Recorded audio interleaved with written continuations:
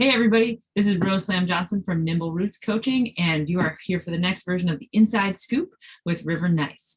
River Nice is a financial planner and all-around amazing money person. If you are a queer business owner or just a queer person that's like, what am I doing with my finances? River is a person to look to, and we're going to hear about River's journey with business. But before then, River, is there anything you want to tell anybody about your background, about how you got to this moment? Sure. So hi, I'm River. My pronouns are they, them. I like to tell the story of how I became a financial planner, if that sounds good. That sounds Um, good. I have a degree in computer science because that was the practical choice as a numbers guy. And I did various tech jobs. I ended up a project manager at a kind of toxic tech startup for a while. Um, and honestly, when Trump got elected, I looked around at my life and was like, I got to find something more useful than what I am currently doing and more fulfilling to me personally. Um, so my partner at the time was in credit card debt from her gender transition, whole new wardrobe, whole first set of makeup costs money. And she didn't know what to do with that debt. So I just sat with her and made a game plan and was like, look, this is how you're going to handle this over the next couple of years. And then it was her idea. She was like, River, you have to help queer people with money. This is your calling. So that's how I came up with the idea and got started. Oh, that's so sweet. I actually just did an inside scoop with somebody with Bree, who's a fashion designer. Who also Yeah, shared, great. yeah, you introduced me to Bree. Bree is lovely. We had such a great time. And Good. Bree was talking about how her partner had supported her in taking the leap, which I just think is such a sweet piece to bring into, especially as queer couples are kind of making the voyage out into the world and building home, building family. May we also be so courageous to help each other build our meaningful careers. There's a Yeah, I plane love flying overhead if you can hear that. Welcome to Oakland, everybody. Okay, great. Give us the demographics, like anything like your age, how long you've been in business, how big your business is, what the service you provide, any of those pieces. Sure. Yeah.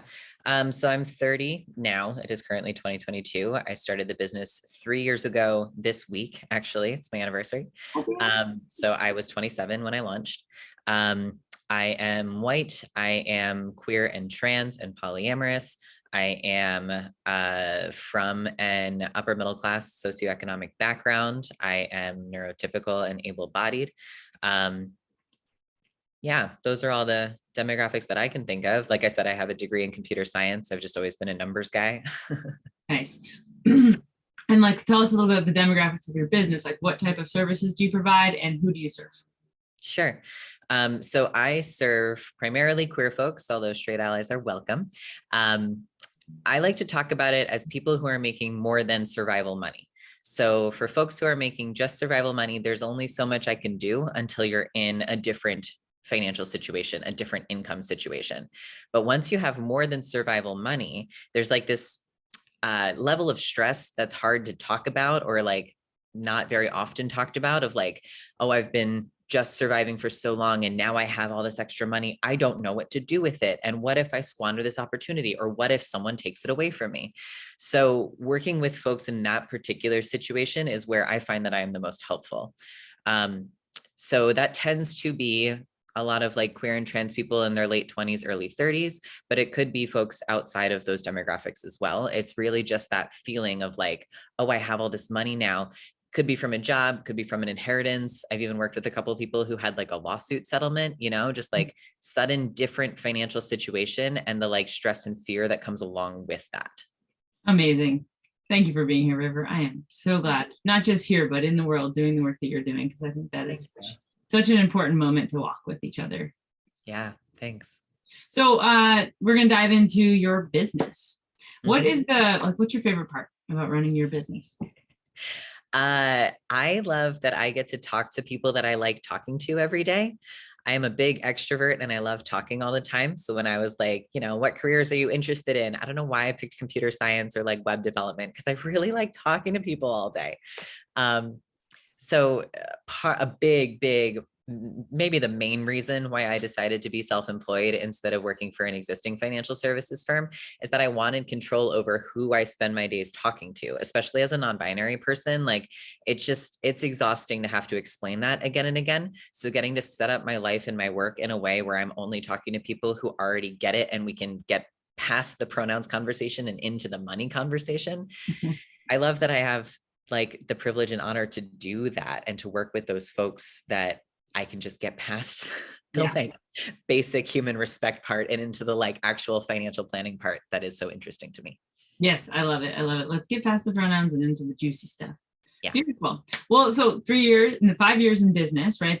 There's been some journey along the way. Yeah. 3 years in business, 5 years in financial planning total. Oh, that's what okay. Sorry, I got the 17 in my brain. 5 years, 3 years, you've got your experience here. What have been some of the biggest frustrations or challenges that you've faced in this? I mean, the challenge is always like making money. And like being consistent about it, right? And this is what I hear from my business owner clients as well as my peers. Like having the entirety of my income come down to how much work I put in 2 months ago, because there's a lag time. There's like, I put in all this effort now to help find the people who need me. And then about 2 months from now, they hire me and pay me. So when I slow down 2 months later, I am suddenly strapped for income. And that happened over this past winter. Like going through COVID winter again, just really like knocked me down. And I did not do as much activity as I needed to do in December and January. So then like February, March, I was hurting. So I've been able to rebound from that, but it was really like a visceral, like, oh, this is what happens because it all comes down to just me doing the work. And if I'm not doing the work to find the people who need to pay me, then I'm not going to have an easy time paying my bills. Yeah. And are you talking about marketing and outreach, or is there other aspects of it that you're talking about too? Mostly marketing and outreach. I think of it as making myself visible to the people who need me. Because during that time when I slowed down, I never slowed down on delivering for my existing clients. Like that is just really crucial and important to me. But when that became the only thing that was important enough to work for, then, the marketing and stuff dropped off and the creating cool new connections dropped off. And that's what affected my bottom line a couple months later. Right. And it's interesting too, if there's almost this idea that you could stir up too much business and then not have enough time to do the marketing and outreach. So I really appreciate that 2 month lag, but also like 2 month future planning. That is so helpful, especially for somebody starting out who's like, I did all these things and there's nothing changing. It's like, well, how long has it been? About 3 hours. Nobody signed up yet. It's like, okay, all right, cool. So beautiful. Have there been any other challenges around like managing your time or dealing with your finances or any other thing else you want to mention here? Yeah, managing time is something that I'm dealing with now, especially as the business has kind of taken off in the last couple months. I still want to work a reasonable number of hours. I am not the type of entrepreneur who will stay up all night. So like fitting in what is most important to me and getting clear about what's most important to me, right? And my business coach has been really helpful with that, thinking through like, well, first we have to deliver on the promises that we've made to existing clients. Next, we have to make sure that there is going to be new people who need me and need to pay for me. And then after that, we can make sure that like the administrative stuff and the more cool, interesting, fun, like free workshop type stuff, like we can do that later. But for me, what's been most helpful in thinking about prioritizing what I'm doing with my time is thinking about what's closest to the money. So after fulfilling my promises to my existing clients, the closest thing to the money is following up with the people who said that they're interested in working with me, but something's in their way to be able to do that. Then the next closest thing is putting myself out there on virtual stages or on Instagram or whatever to find the next round of people who need me. They just don't know that I exist yet. So being able to prioritize it in like what's closest to the money, because that's what is going to keep me in business, has been really helpful in just like thinking through time management throughout the day. Oh, I love it. That is such a helpful container. If any of you, if you're out there listening and you're like, oh my God, that was helpful, feel free to put it in the comments. So curious to that definitely strikes a chord with me and my systems and planning. So that's awesome. Yeah, I think it's too easy to just like get stuck in like the other stuff. Like, oh yeah, I would love to create a new course and I would love to create a new, but it's like, is that actually what's closest to the money, River? Is that actually going to keep you in business for the next 2 months, or does that need to be backburnered to the end of the month? Yeah. And even like, I need to like work on this infographic. It's going to take me about 25 hours, but I just know it's going to be really good versus like just getting something up there and out there. Right. So that there's some rubber hitting the road. Right. Exactly. So what have been some ways that you've kind of addressed you've mentioned a little bit working with a coach, prioritizing. Has there been any other skills or support that you called in that has helped you kind of address these challenges? So hiring a business coach in general was the game changer for me. I spent the first year in business just trying to like do it myself and figure it out. And I was not holding myself accountable to what was closest to the money or what was most helpful or what was best for long-term sustainability. Mhm. But hiring somebody who pushes me to focus on what's most important and give me new ideas for how to put content out there and all this businessy stuff that I didn't know or didn't understand or didn't think through or mostly didn't hold myself accountable to Hmm. was a real game changer. Everything skyrocketed after I got that kind of help. Nice. And people I talk to usually get their investment back tenfold. It sounds like you're having that experience. Yes, absolutely. And I'm thinking of it like my business is actually not profited yet because I've spent so much on coaching specifically. Like I'm spending a lot on that. But when I teach budgeting to my clients, I talk about how the biggest line item in the budget is the thing that they're prioritizing the most. Mhm. And so for me, thinking about, well, what else would I put my revenue towards, if not my ability to create more revenue in the future? So it makes a lot of sense to me to invest the most that I can in my own ability to earn income and keep this sustainable for the long term. Oh, I love it. I love it. Yeah. And the skills you're getting from this sounds like they're going to be giving back to you for quite some time. And yeah, it sounds like you're really building the foundation. Yeah. in, Yeah. in an effective manner. Awesome. Okay. This is a tricky question, but is there any, like looking back on the order of operations for how you've been on this journey for the past 5 or 30 years, is there anything you would change the order of? Things you wish you had done first or second or set last or never? I wish I had hired a business coach sooner. I promise I'm not being like sponsored by business coaches to say this. You are. That's why I'm a business coach. That is a topic that I tend try to find out because it's so easy. We see our friends, or actually more so, we see our businesses in action, and we're like, "There's a queer person rocking their business. They must be doing it by themselves." And what I really like to shed light on, like, no, actually, that person is experiencing challenges and they're getting support, and then they're trying new things. I'm not like business coaching is the only path, but a lot of people I talk to are like, yes, I've done business coaching. Like, I have to reveal the secret. And it's like, it's okay. It's great if you're to find support. And I'm not attached to people choosing me, but I've been so impacted by it that I'm a big proponent of it.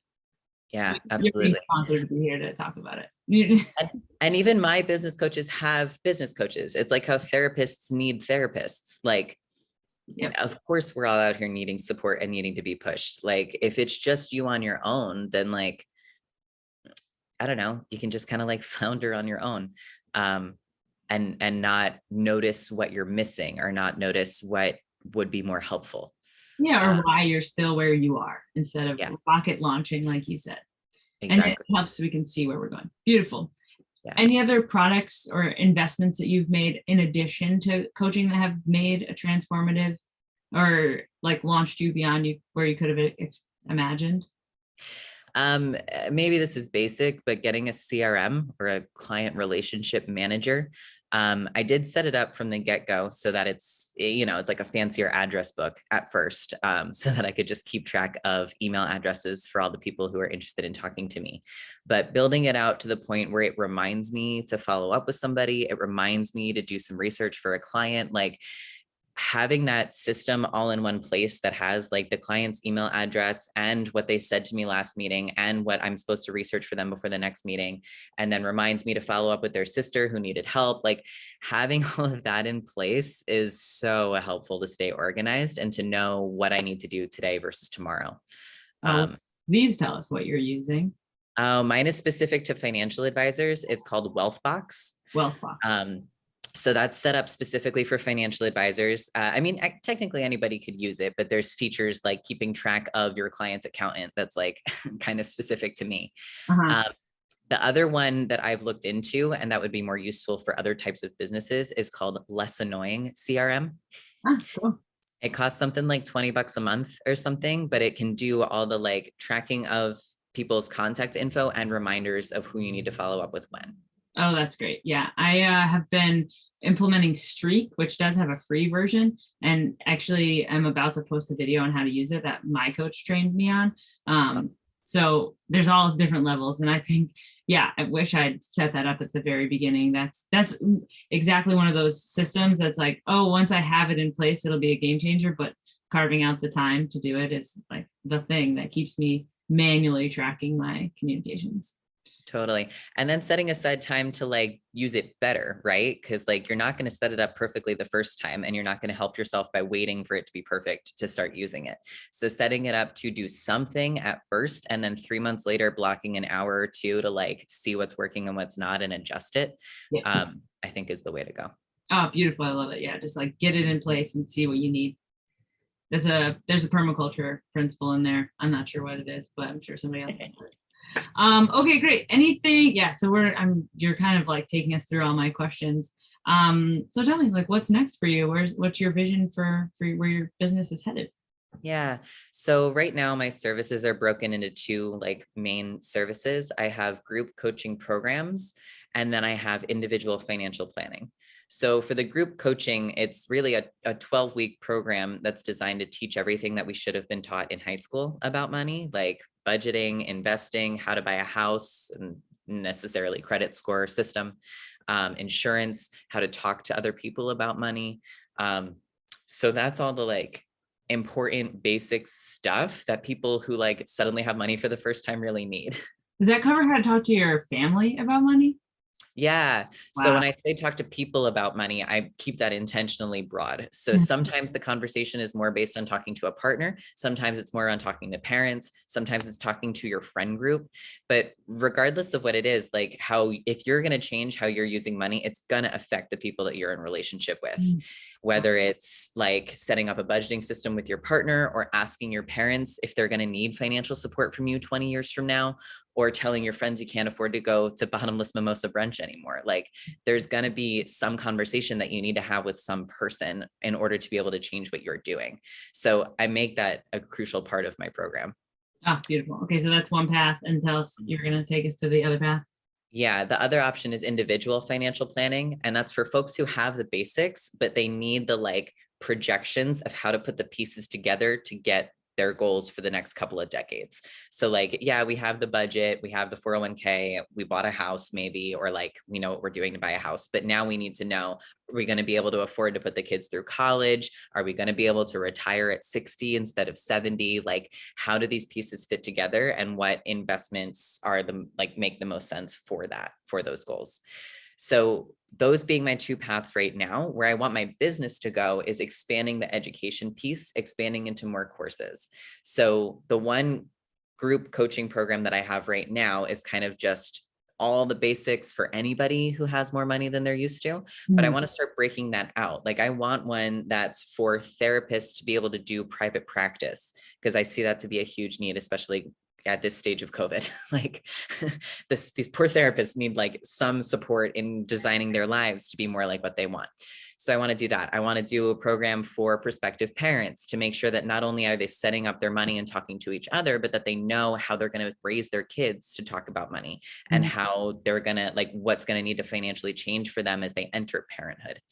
I want one for like tech professionals who get stock compensation, so that they know how they're fitting the stock compensation into their overall financial plan. So just building out these group programs, because I think teaching in a group, like I really love teaching, and I really love the group setting because I get to help more people with the same amount of time. And those people in the program get to hear the questions of the other folks. So a lot of times people are like, I don't even know what I don't know. And I think a group program is a really great answer to that, because then we're all learning from each other as well as learning from me.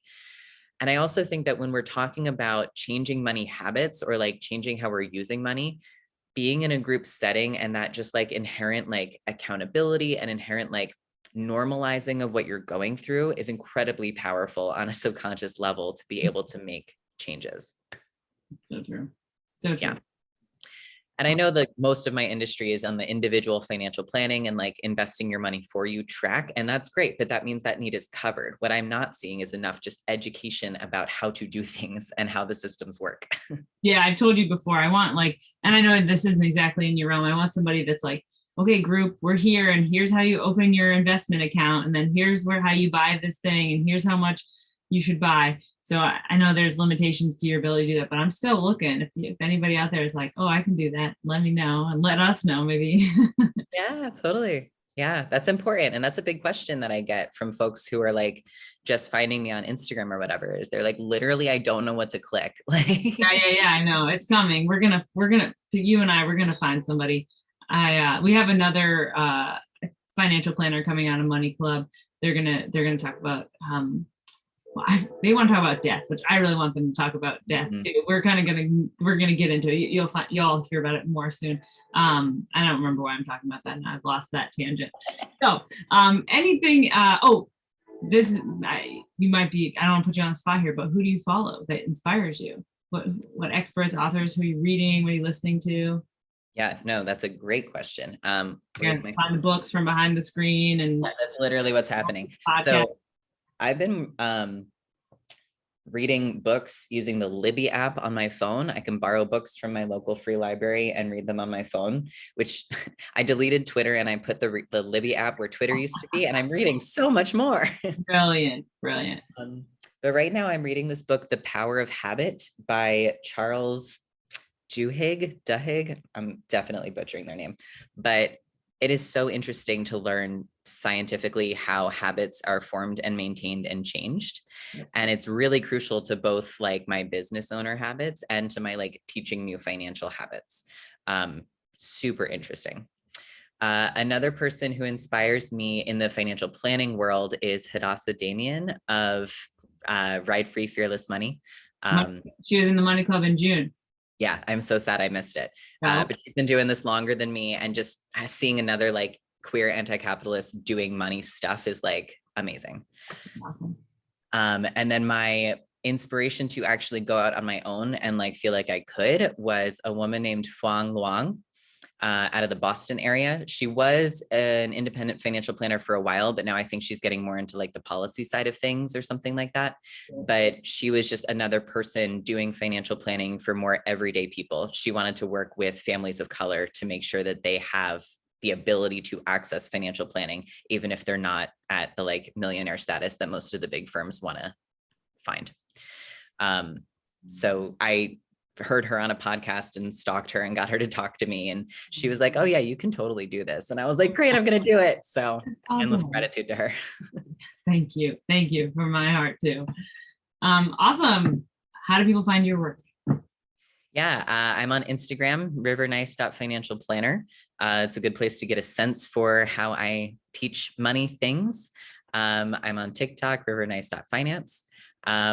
My website is beintentionalfinancial.com, and that's where you'll be able to see stuff about my services and schedule a free consultation if you need it. But yeah, those would be the three main places to hear more from me. We'll put those in the comments. Thank you so much for your time here. Is there anything else, like your final message to the small business owner or the small business dreamer out there who's like, wow, this is really inspiring. Tell me a little bit more, River. Like, is there any final message you want to send out to the world? Thanks. Yeah, I would say if you're especially a small business dreamer and you don't know how you're going to make it possible, I would just look to your social network, like see who is around you that would support you financially, emotionally, like who can you turn to help you out? Is there anything you can barter with a coach or a financial planner or somebody who can help you out? Are there people who love you who would help pay some bills if you fell on hard times when you first started the business? Like, it's not, money isn't our only resource, right? Like, we have these social networks that we can turn to as well. Oh, I love it. I love it. So creative and so inspiring. Thanks. Thank you so much for taking the time to chat with me and to share your story. And also, you're going to be, depending on when whoever's out there listening, River is going to be on the Money Club for August 17th at noon Pacific, 3 Eastern, and all the different time zones in between at bit.ly/moneyclub8. Looking forward to chatting with you again then. Yeah. Thanks for having me, Slam. This is awesome. Such a pleasure. All right. See y'all later.